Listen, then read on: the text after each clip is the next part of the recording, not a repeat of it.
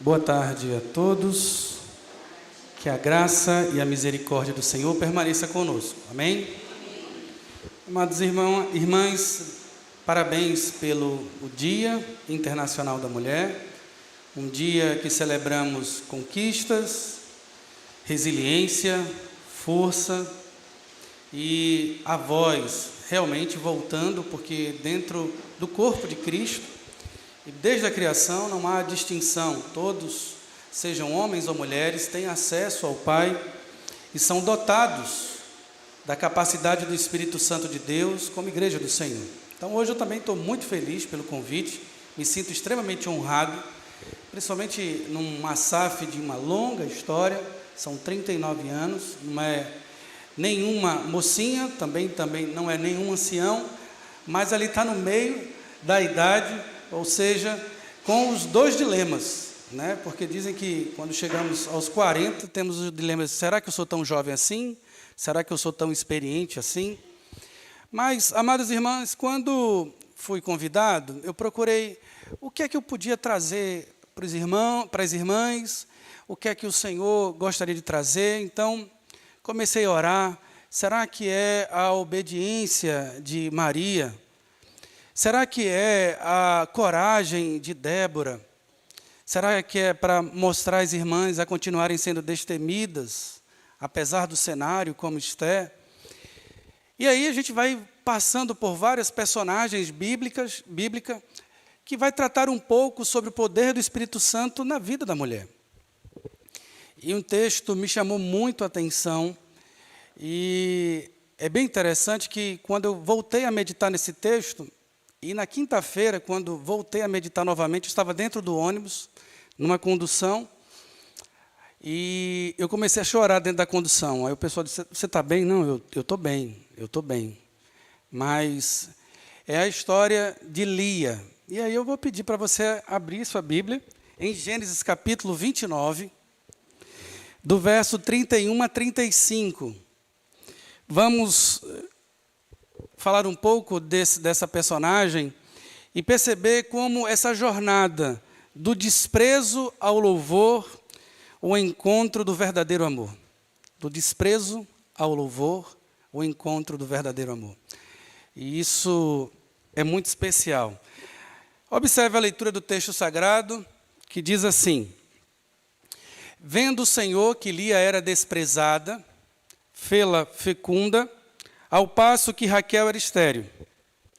Concebeu, pois, Lia e deu luz a um filho, a quem chamou de Ruben. Pois disse: o Senhor atendeu a minha aflição, por isso agora me amará meu marido. Concebeu outra vez e deu à luz a um filho, e disse: soube o Senhor que era preterida, e me deu mais este. Chamou-lhe, pois, Simeão.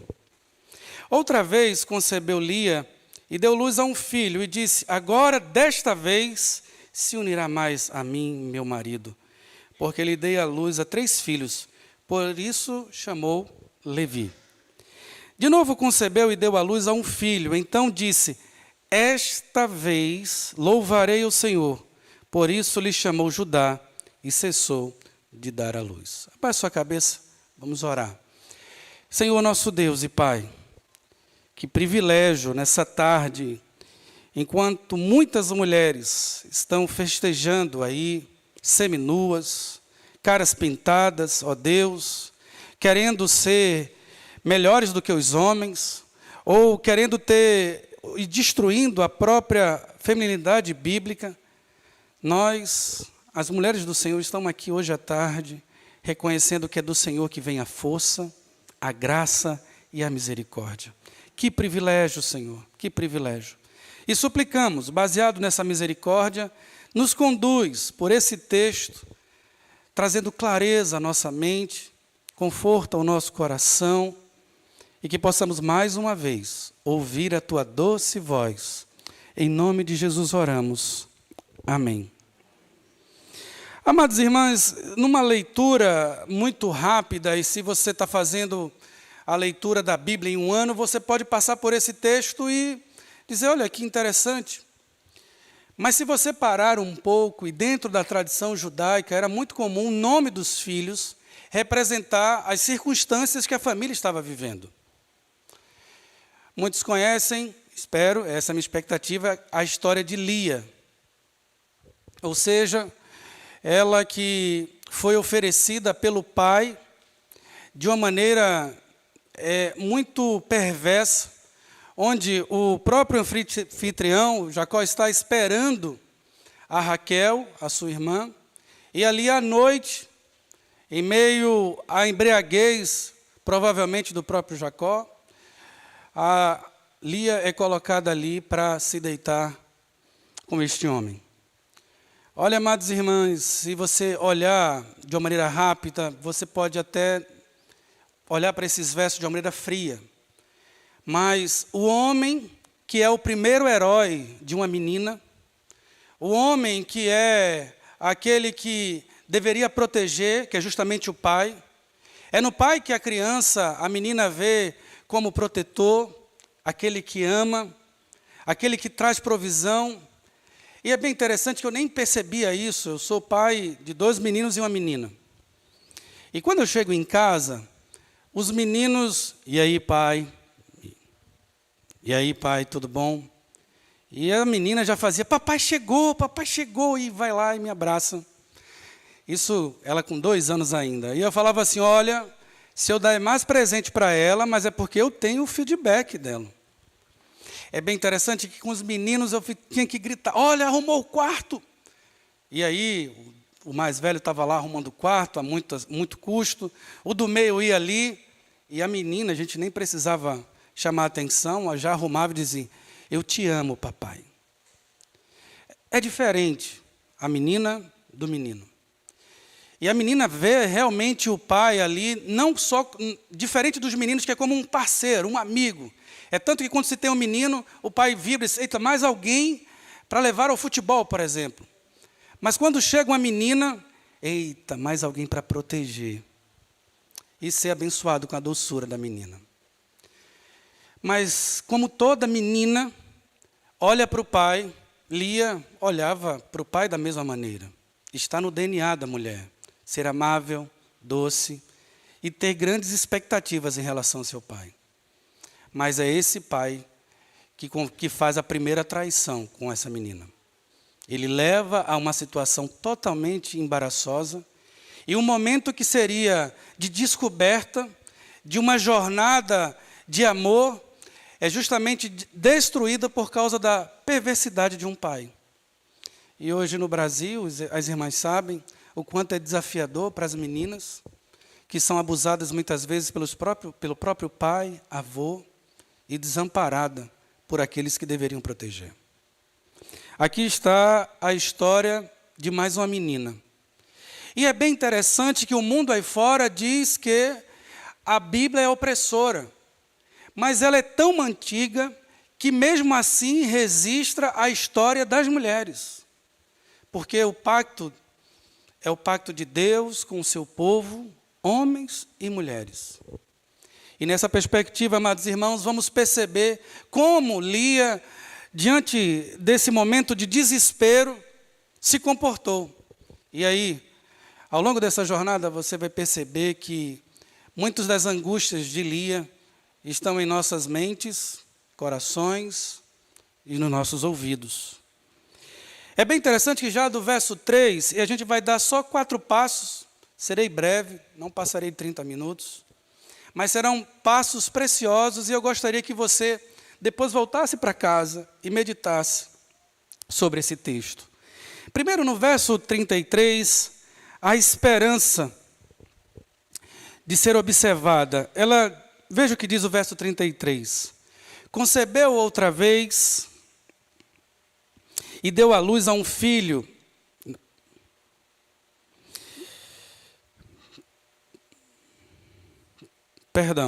Verso 31. Vendo o Senhor que Lia era desprezada, fez-la fecunda.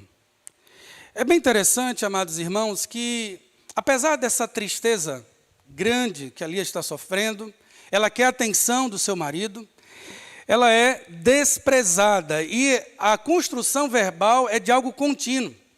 Não foi tipo, o Jacó foi surpreendido e disse, poxa, não era Raquel, era Lia, mas já que Raquel não veio, durante esses 7 anos que eu vou esperar por Raquel, eu vou me contentar com Lia. O texto em hebraico é construído como era desprezada para mostrar que era algo contínuo. E aí, amadas irmãs, quantas das mulheres hoje são desprezadas pelos próprios maridos ou de quem espera alguma confiança e proteção? Mas no contraste de ser desprezada, o verbo, lá no início do verso 31, nos diz que vem do Senhor. Ele também está numa construção contínua. E você pode estar numa situação de Lia, no sentido de ser desprezada, ninguém te vê, ninguém te enxerga, mas o próprio Senhor te enxerga e continuará te enxergando. Essa é uma estrutura, amadas irmãs, de que o Senhor, apesar de toda a nossa aflição, tristeza ou solidão, o Senhor continua nos observando.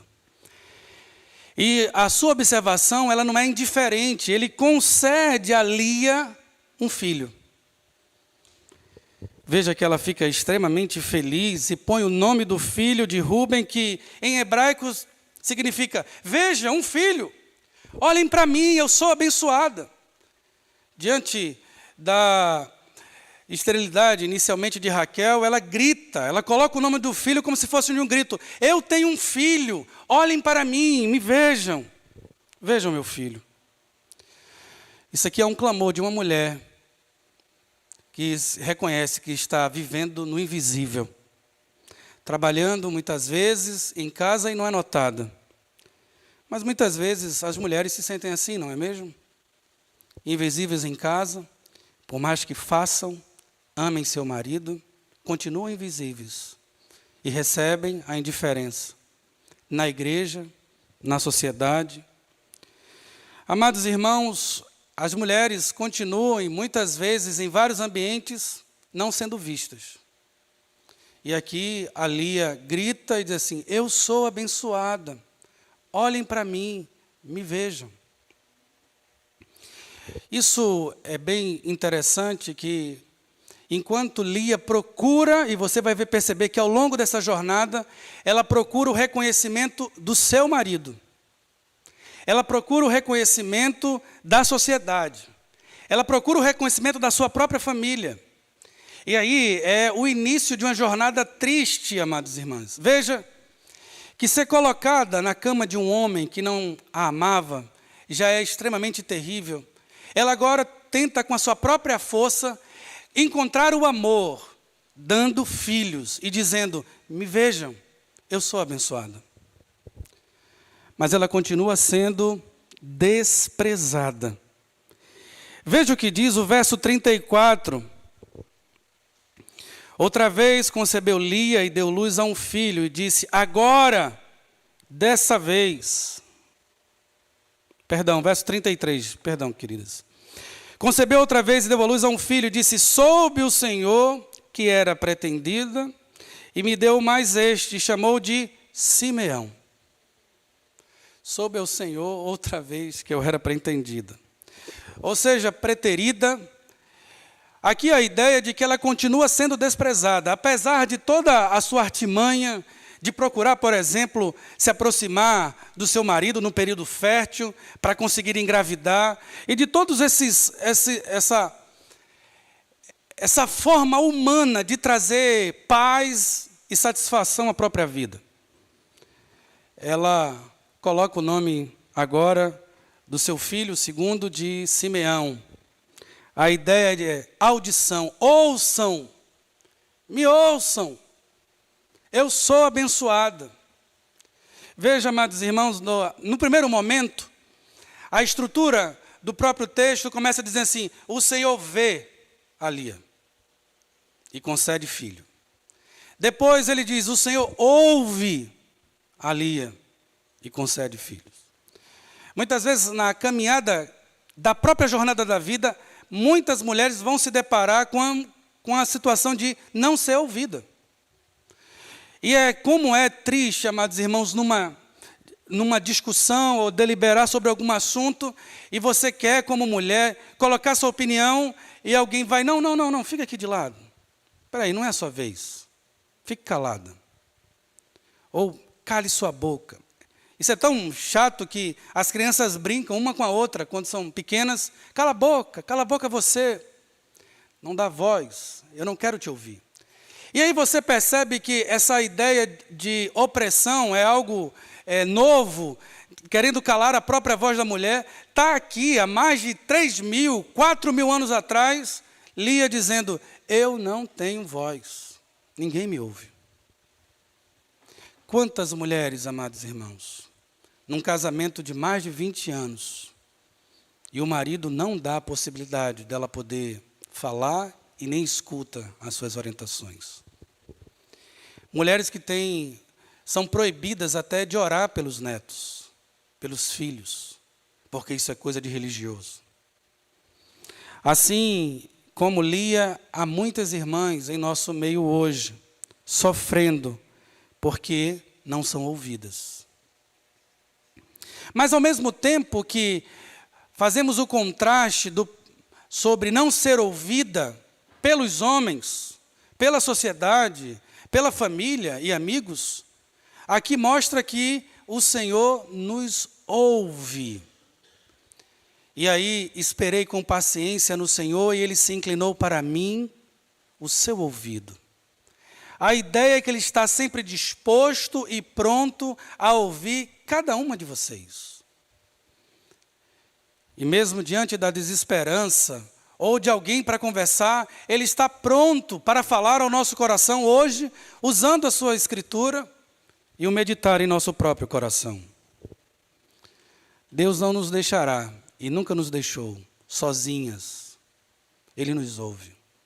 Aqui no dilema de Lia, ninguém me enxerga, ninguém me ouve, e ela continua no verso 34, nessa sua grande jornada, da tristeza ao louvor, e agora ela diz, outra vez concebeu Lia e deu luz a um filho. E disse, desta vez se unirá mais a mim o meu marido, porque lhe dei a luz a 3 filhos, por isso lhe chamou Levi. Veja que Levi significa acolhimento, alguém que está junto, que me abraça. Aqui o próprio Deus, de uma maneira poética, está tratando os sentidos da própria mulher, que quer ser admirada, ouvida e abraçada. Mas o foco de Lia, apesar de pedir ao Senhor algo, o foco era para satisfazer um desejo dela com seu próprio marido. Isso aí, amados irmãos, é o grande dilema da própria mulher, querendo agradar primeiramente o outro, o homem, o esposo. E coloca no reconhecimento do esposo, da família, da sociedade, a sua própria liberdade. Mas a família, a sociedade e o marido perverso, na verdade, não traz liberdade, mas aprisionamento. Quantas mulheres em um casamento misto dentro da igreja se sentiram aprisionadas por longo tempo no casamento, porque procurou num homem o acolhimento e não no seu Deus. Aqui Lia está novamente tentando, apesar de buscar no Senhor, mas está tentando preencher uma falta em seu coração, que só pode ser preenchido com um único Deus. Veja que ao longo de toda essa perspectiva, ela diz, não, agora dessa vez, não tem como, são 3 contra 1, ou contra 0. Não tem como ter tantos filhos e meu marido não me amar. E aí se você pensa que as mulheres aí fora usam seus filhos como barganha, de uma maneira perversa, isso é coisa desde sempre aqui, viu? Temos aqui a Lia usando os filhos para ver se consegue alguma coisa no casamento. Quantas mulheres, quando estão com seu casamento já se desfazendo, dizem, não, se eu tiver um filho com ele, o negócio vai melhorar. E percebe que até piora, porque agora você continua tendo um problema com ele e agora com um filho. Por isso, amadas irmãs, ao longo de toda essa trajetória, olhemos para Lia aqui como exemplo de alguém que colocou no homem as suas expectativas, na sociedade as suas expectativas, na família. Seja você casada ou não, ou solteira aos 60, aos 80 anos de idade, mas no fundo, o que toda mulher quer é ser admirada, ouvida, abraçada. Deus sabe, e esses desejos, eles são normais e genuínos. O desafio é aonde você encontra esse abraço, onde você procura essas palavras e para quem você quer ser visto. As meninas aí fora procuram cada vez usar menos roupa para serem vistas, cada vez mais se apresentar nas redes sociais para serem ouvidas, cada vez mais saem às noites para serem abraçadas. E no final da própria vida, quando retornam para casa, frustração em meio à frustração. Não é diferente dentro da nossa própria igreja. Não, pastor, eu não sou feito essas, eu estou dentro da igreja. Mas muitas vezes, amados irmãos, mesmo dentro da própria igreja, você como mulher, você quer ser vista pela SAF. Você quer ser vista pela própria comunidade de fé. E o caminhar de frustração é quando você faz alguma coisa aqui dentro para ser apenas vista. Quer ver uma frustração de uma caminhada de fé? É fazer alguma coisa para que você seja ouvida. Ou fazer alguma coisa para que você seja abraçada. Eu fui lá e ninguém me abraçou. Eu fui lá e ninguém me ouviu. Eu fui lá e não fui notada. Amados irmãos, irmãs, se procurarmos nos homens, na própria igreja como instituição, não encontraremos o Deus vivo. E temos aqui real a própria vida da Lia. Mas no verso 34, aquela que experimentou o desprezo do seu pai, o desamparo do seu pai, os longos anos de solidão do seu próprio marido, ela encontra o seu verdadeiro marido. Ela encontra o momento para festejar e louvar. E diz: de novo me concebeu e deu à luz a um filho. Então disse: esta vez louvarei o Senhor. Por isso chamou de Judá e cessou de dar luz. Judá é literalmente louvor. Aqui, ela agora não, depois do filho, o seu resultado, independente do reconhecimento do meu próprio marido, eu louvarei ao Senhor. Independente das circunstâncias que as irmãs estão vivendo, pare, louve ao Senhor. Cesse de procurar no seu próprio marido, na sociedade, na SAF, ou aí fora, reconhecimento. Ele te vê. Não procure no seu marido um ouvido. O Senhor te escuta e está pronto. Não procure, amados irmãos, em braços que não vão conseguir abraçar a tua alma. Só o Senhor que nos conhece e sabe onde sentimos as tristezas mais profundas. Ele nos vê, Ele nos ouve e Ele nos abraça. Não tem como, sendo preenchido por todos os lados e por todos os sentidos, de uma maneira completa, Lia faz, independente do que eu possa experimentar, vivenciar em casa, eu louvarei ao Senhor enquanto eu viver. E hoje, Ele está diante de nós, mais uma vez. Veja que aqui, depois do quarto filho, ela para de dar à luz, no sentido realmente do próprio Senhor, é eu que governo todas as coisas. E no momento certo, Ele há de colocar e transformar a nossa própria vida, e transformar o nosso lamento em baile, nossa tristeza em alegria. E Ele está disposto, Ele está disponível, pronto, e nos vê, e não pontualmente. O seu passado nunca foi um passado perfeito, no sentido que faz alguma coisa e cessa. O seu passado sempre foi contínuo.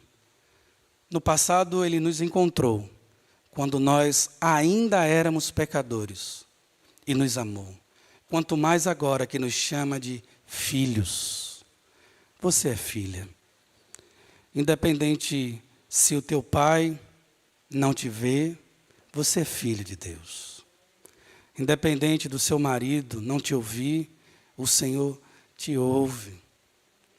Independente do teu filho não mais te abraçar, o Senhor está tão próximo de nós, que não existe nada que tenhamos falta, pois a graça dele nos basta e o seu poder se aperfeiçoa em nossa fraqueza.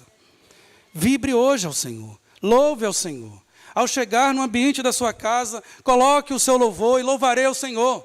Que seja vista como uma louca, porque a alegria do Senhor é como loucura para os homens.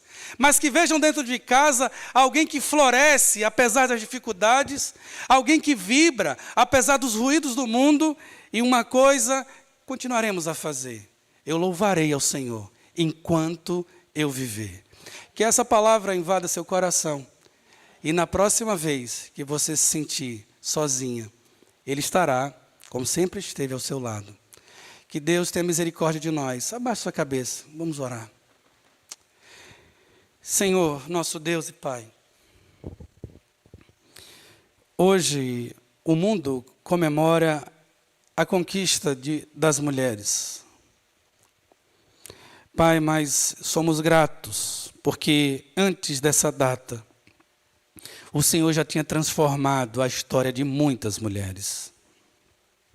Graças, porque muitas mulheres que estão hoje na igreja tiveram pais perversos, homens que deveriam proteger, colocaram em situações embaraçosas. Mas a tua palavra diz que o Senhor fará novas todas as coisas. E cremos nisso. Que não existe dor, trauma ou dificuldade que o Senhor não possa sarar. Por isso, ó Deus, no nome de Jesus, nos limpa dos nossos próprios traumas, das nossas próprias pretensões, e reconhecemos que muito disso é porque colocamos no outro e não em Ti a nossa satisfação. Por isso pedimos perdão pelos nossos pecados. Perdoa-nos, ó Deus, por colocar nossas expectativas na sociedade, no homem, nos nossos próprios filhos, porque o Senhor tem cuidado de nós. Muito obrigado porque o Senhor nos vê, o Senhor nos ouve, o Senhor nos acolheu antes da fundação do mundo, e isso nos basta. Ergue, ó Pai, qualquer mulher que entrou aqui desamparada, destruída, com a única força de vir hoje à tarde à igreja. Mas muito obrigado, porque elas ouviram novamente que o Senhor permanece de pé, firme e lutando pela causa delas. Pai, muito obrigado por esse privilégio. E rogamos por essa tarde, em nome do Pai, do Filho e do Espírito Santo. Amém.